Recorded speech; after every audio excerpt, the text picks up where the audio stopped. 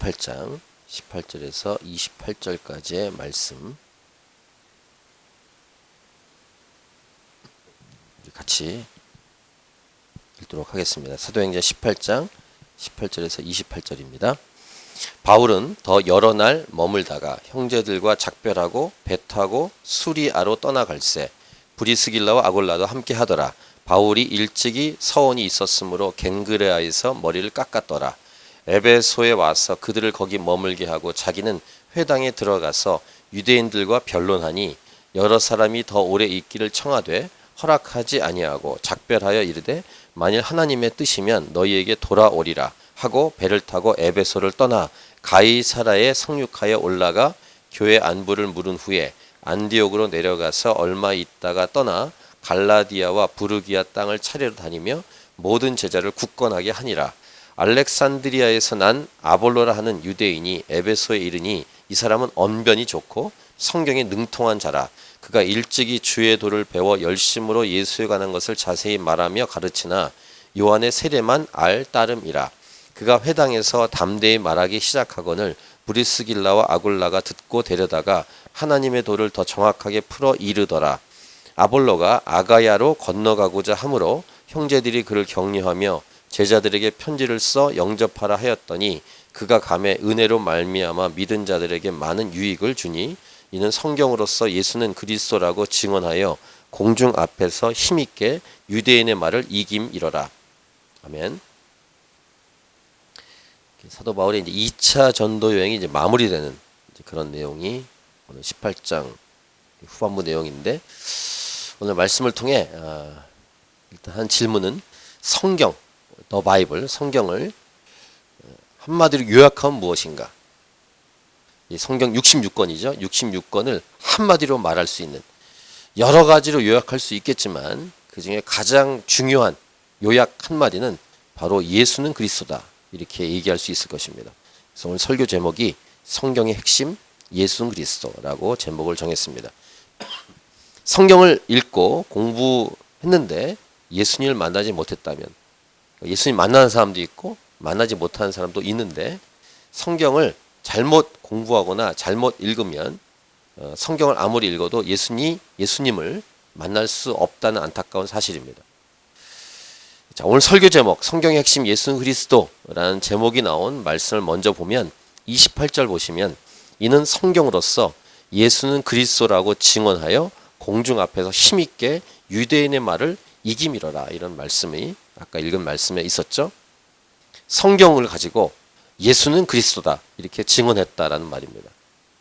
이것이 성경을 제대로 요약한, 성경을 제대로 증거하는 이 모습이라고 할 수 있고, 승리의 비결이라고도 말할 수 있겠습니다. 승리의 비결은 하나님의 말씀입니다. 성경을 통해 예수는 그리스도임을 발견하고 확인하고 선포하는 것. 성경을 이상하게 풀거나 잘못 해석하는 이 잘못된 사상과 생각이 이 땅에 존재하는데 그 모든 것들이 사라지고, 또 성경에서 예수님을 못 보게 하려는 잘못된 가르침들도 사라지는 그런 놀라운 역사가 함께 있기를 원하고, 오늘 본문 18절 말씀을 보십시오. 바울은 더 여러 날 머물다가 형제들과 작별하고 배 타고 수리아로 떠나갈새 브리스길라와 아굴라도 함께 하더라. 바울이 일찍이 서원이 있었으므로 겐그레아에서 머리를 깎았더라. 이제 이 사도 바울의 머리를 깎은 기록이 이 사도행전에 나오는 오늘 본문인데, 왜 깎았을까? 여기 보면 서원이 있었으므로 이렇게 기록이 되어 있습니다. 이 머리를 깎는다는 것은 구약에 나오는 나실인의 서약과 연결할 수 있는데 정확히는 알 수 없습니다. 정확히는. 근데 중요한 것은 이 본문과 이제 이 본문이 지나면서 이제 몇 주 후에 보겠습니다만 로마로 가기로 결정한, 죄 예수의 몸으로 로마로 가기로 결정한 이 흐름을 보면은 아마도 자신의 인생을 다 바치는 그런 결단을 한 번 더 한 게 아닐까, 이렇게 예상할 수 있습니다. 앞으로 일어날 일을 어느 정도 알고 있었을 것입니다. 사도 바울이. 그리고 자신이 순교할 것도 어느 정도 알고 있었을 것입니다. 복음을 위해서 목숨을 바치겠다는 고백을 사도행전 20장에서 하는데, 아마 이 서원이 그 고백과 연결하고 자신의 삶을 헌신하는 그런 머리 깎음이 아니었을까 예상할 수 있는데, 앞으로 닥칠 일에 대한 꿈, 하나님이 주신 꿈과 계시, 비전 이런 것들 때문에 이게 서원했다라는 것을 생각하면서, 중요한 것은 이 18절의 이 구절을 보면서 저와 여러분, 예수 믿는 저와 여러분이 어떤 적용을 해야 하냐면, 우리들도 하나님께 삶을 내어드리는, 하나님께 나의 삶을 드립니다라는 이런 서원, 헌신 이런 것이 필요하다는 것입니다. 이것이 오늘 첫 번째 우리의 메시지입니다. 물론 저 같은 목사들도 헌신하죠. 헌신합니다. 선교사들 헌신합니다. 근데 지금 이 시대, 이 마지막 때는 목사나 선교사라는 어떤 직분을 가진 사람만 헌신하는 시대가 아니라, 예수님을 제대로 믿고 살아가려면 모두가 해야 하는, 모두가 해당되는 헌신이라고 저는 믿습니다. 여러분도 하나님께 이렇게 약속한 적이 혹시 있었을지 모르겠습니다. 헌신된 그리스도인이 더욱더 절실한 시대를 저와 여러분은 살아가고 있습니다. 저는 이런 질문을 던지고 싶습니다. 예수님을 믿는 자와 믿지 않는 자의 구분이 무엇일까? 만약에 예수님 믿는 자와 믿지 않는 자와의 구분이 별로 없다면, 별 차이가 없다면 옳은 모습일까? 이런 질문을 던져야 됩니다. 자신의 삶과 가정과 하고 있는 일, 또 교회 안에서의 모습, 또 이 땅, 우리 살고 있는 이 캔버라 땅에서 예수님을 믿는 자는 어떻게 살아가야 할 것인가? 이런 질문을 던질 때 오늘 사도 바울의 모습은 우리에게 본보기가 된다는 것입니다. 헌신된 삶, 헌신된 그리스도인. 그래서 첫 번째 메시지, 하나님께 헌신하라. 그렇게 하기 위해서 위대한 결단하라. 이것이 오늘 첫 번째 메시지로 정리하고 싶습니다. 다니엘이 이방 땅에 갔을 때 왕들이 제공하는, 그러니까 왕궁에서 제공하는 음식을 먹어야 할 때 자신의 몸을, 구약 당시니까 그 음식을 먹지 않겠다고 결정합니다. 근데 그때 표현이 있어요. 뜻을 정하여. 자, 이 뜻을 정하여라는 이 말씀이지만 이 문구와 같은 것이 가슴에 새겼던 적이 있는데, 청년 때, 지금은 이제 많이 이렇게 그 무브먼트가 약화됐습니다만, 올레이션스 경배와 찬양, 그래서 매년마다 이렇게 컨퍼런스를 하지 않습니까? 근데 그 컨퍼런스 할 때 어느 해 그 온누리교회 이렇게 크게 가로로 이렇게 프랭카드가 걸렸는데, 그 프랭카드에 뜻을 정하여 이렇게 딱 적혀 있더라고요. 근데 예수 믿은 지 몇 년 안 됐지만 그때 그 청년 때 그 문구가 굉장히 가슴에 나왔습니다. 뜻을 정하여. 결단하는 거. 물론 이제 아무리 결단해도 자꾸 넘어지는 것 때문에 아예 결단하지 않겠다 이렇게 포기한 분도 있을 수 있어요. 뭐 세상에서도 작심삼일 뭐 이런 표현이 있지만, 제가 청년 사역할 때 했던 말인데, 작심삼일이 되면은 3일 간격으로 결단해라 이렇게 얘기한 적이 있고, 혹시 하루마다 무너지면 작심 1일 매일 결단해라 이렇게 얘기한 적이 있습니다. 어쨌든 사도 바울의 머리를 깎으면서 이 서원이 있었으므로 깎으며 결정하는 이 모습은 우리에게 도전이 되는 것입니다.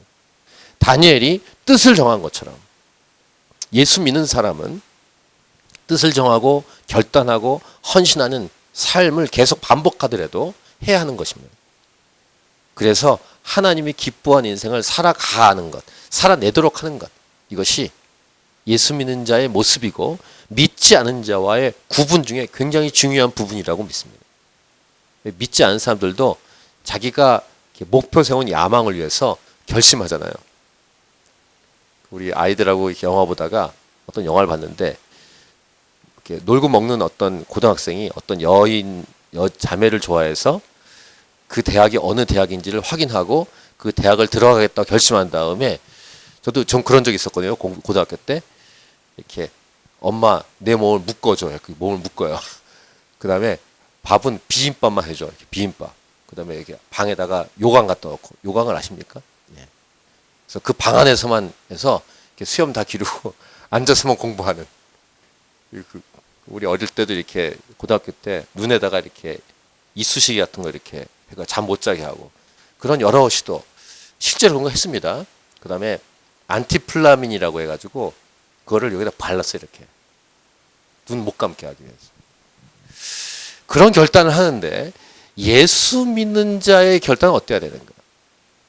지금 우리가 다 머리를 깎자 뭐 이런 건 아니지만 이 사도 바울의 이 모습, 바울이 일찍이 서원이 있었으므로 갱그라에서 머리를 깎았더라. 이 모습은 우리가 그런 도전이 되는 것입니다.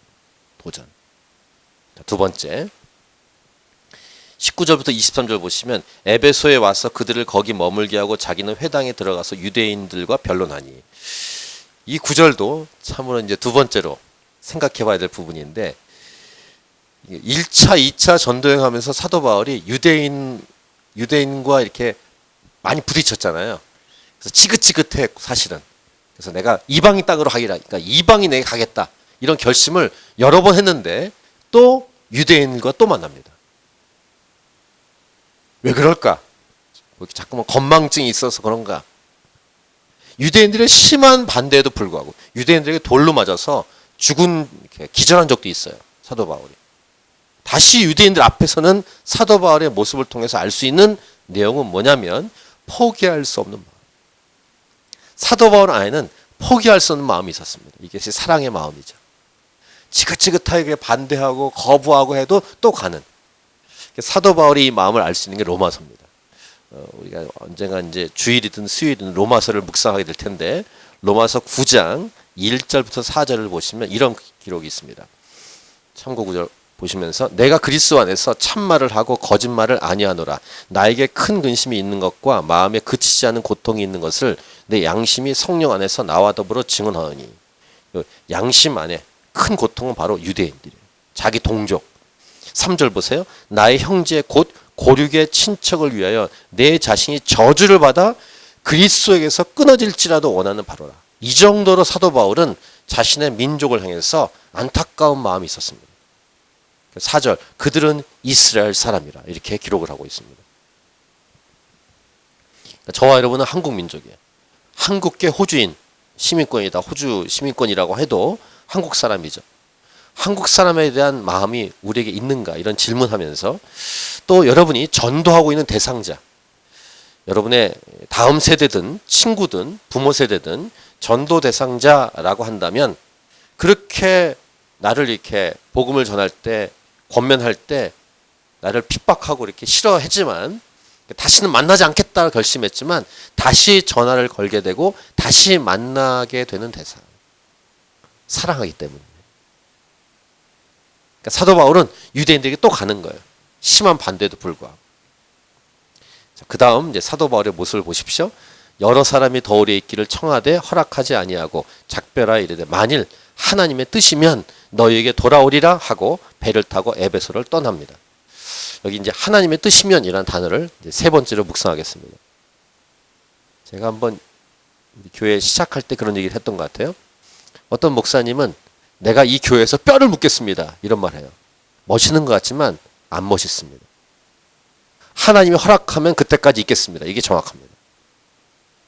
하나님의 뜻보다 자기가 위로 올라가 있을 때 이런 말 합니다. 내가 뼈를 묻겠습니다. 이렇게. 그런 고백은 안 하는 게 좋습니다.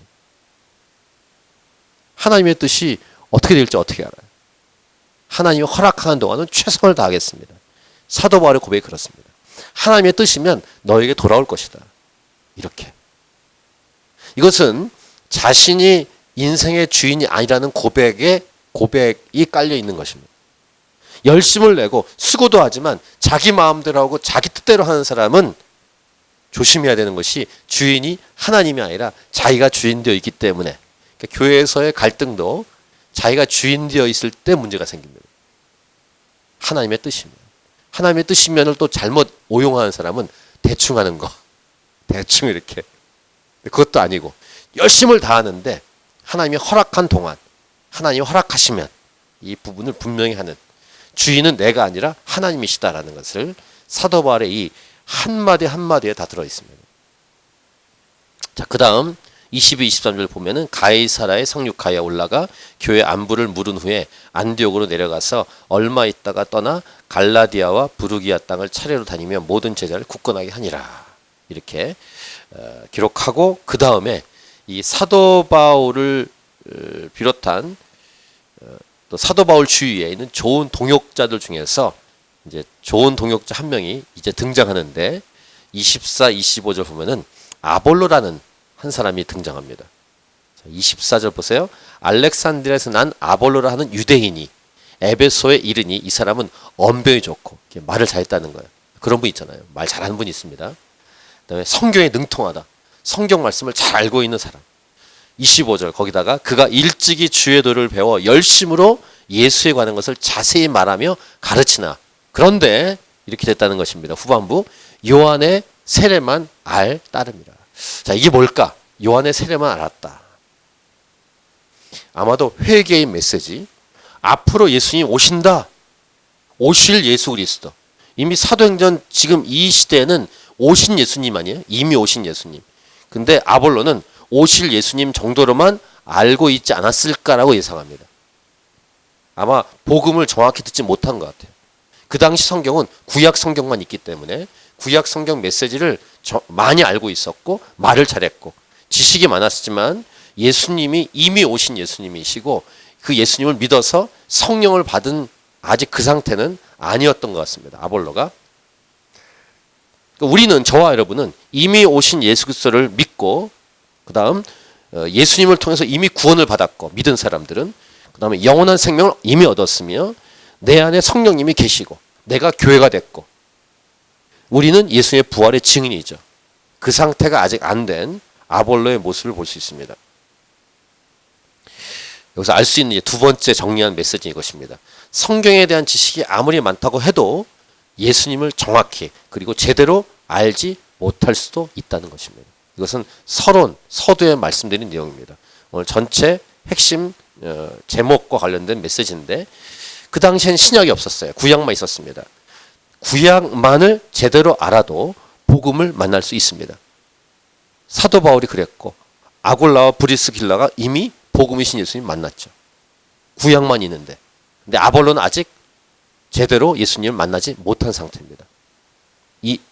아직 요한의 세례 정도까지만 와 있는 그 정도 상태였습니다. 그래서 어떻게 하냐면 26절 보세요. 26절 우리 같이 읽겠습니다. 그가 회당에서 담대히 말하기 시작하거늘 브리스길라와 아굴라가 듣고 데려다가 하나님의 도를 더 정확하게 풀어 이르더라. 이게 뭐예요? 이게 양육입니다. 작년에 우리는 1:1 제자 양성 공부를 했어요. 교회에서. 이 목적은 분명해요. 다른 사람을 양육하는 것. 제대로 세우는 것. 이게 목적입니다. 아골라와 브리스길라 이 부부는 아볼로를 제대로 세우는 역할, 그런 통로로 쓰임 받았습니다. 교회에 이러한 양육할 수 있는 리더들이 필요합니다. 반드시 필요합니다. 목회자가 홀로 할 수 없습니다. 평신도 리더십들이 필요하고 이렇게 좋은 평신도 리더가 많은 교회가 성숙하고 좋은 교회입니다. 인원도 많아야겠지만 인원보다 그 안에 얼마큼 성숙된 사람이 있는가. 아까 헌신과도 연결시킨 얼마큼 헌신된 그리스도인이 있는가. 얼마큼 복음을 정확히 믿고 알고 있는가. 이런 등등으로 교회를 평가할 수 있겠죠. 이런 리더들이 소그룹을 이끄는 정말로 기도하고 소원하는 바고 우리가 기도할 때마다 제가 이 소그룹 운동을 위해서 계속 말씀드리고 기도하고 있는 내용인데 좋은 리더 밑에 좋은 리더가 세워지는 것인데 브리스길라와 아골라를 통해서 아볼로라는 사람이 세워지는 거예요. 자, 아볼로가 어떻게 하냐 보십시오. 27, 28절. 아볼로가 아가야로 건너가고자 하므로 형제들이 그를 격려하며 제자들에게 편지를 써 영접하라 하였더니 그가 감에 은혜로 말미암아 믿은 자들에게 많은 유익을 줬다. 이런 아골라와 브리스길라의 양육이 없었으면 이런 일이 일어나지 않았을 텐데 브리스길라와 아골라의 양육을 통해서 아볼로가 제대로 세워지니까 아가야로 건너가서 거기에 있는 사람들에게 믿는 자들에게 많은 유익을 줬다. 그리고 오늘 본문의 맨 마지막 부분이면서 오늘 설교 제목으로 삼은 내용이 바로 그래서 28절이에요. 우리 28절을 다시 읽겠습니다. 시작. 이는 성경으로서 예수는 그리스도라고 증언하여 공중 앞에서 힘있게 유대인의 말을 이김이러라.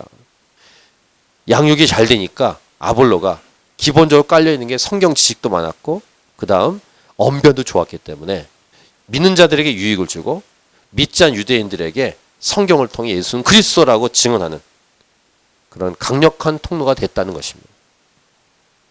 이렇게 좋은 사역자로 세워진 아볼로를 통해서 좋은 결과가 나왔다는 것입니다. 지난 주일날 설교할 때 프로그램, 방법, 도구, 기능 이런 것들이 많이 있어도 가장 중요한 것은 사람이라는 말씀을 드렸는데 사람이 중요합니다. 근데 어떤 사람이냐가 중요하죠.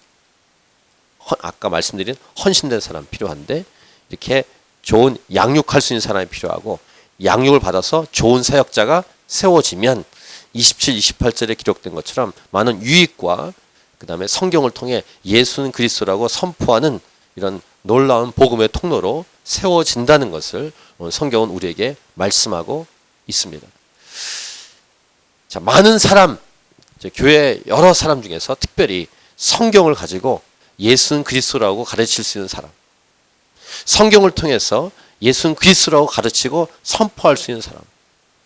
자, 오늘 설교 제목 성경의 핵심 예수는 그리스도라는 제목이었습니다.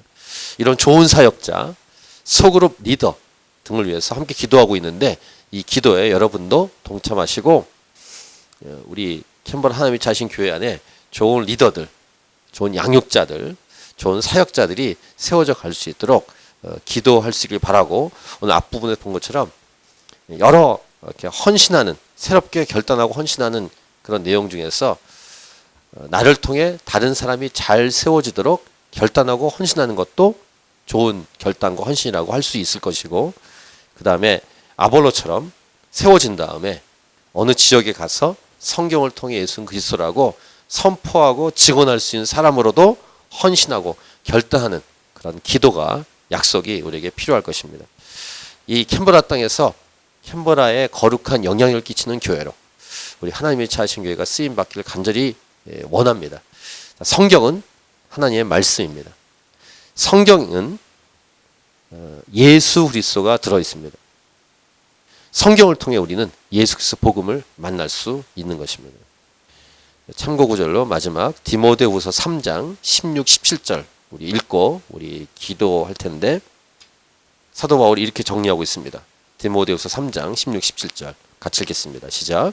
모든 성경은 하나님의 감동으로 된 것으로 교훈과 책망과 바르게 함과 의로 교육하게 유익하니 이는 하나님의 사람으로 온전하게 하며 모든 선한 일을 행할 능력을 갖추게 하려 합니다.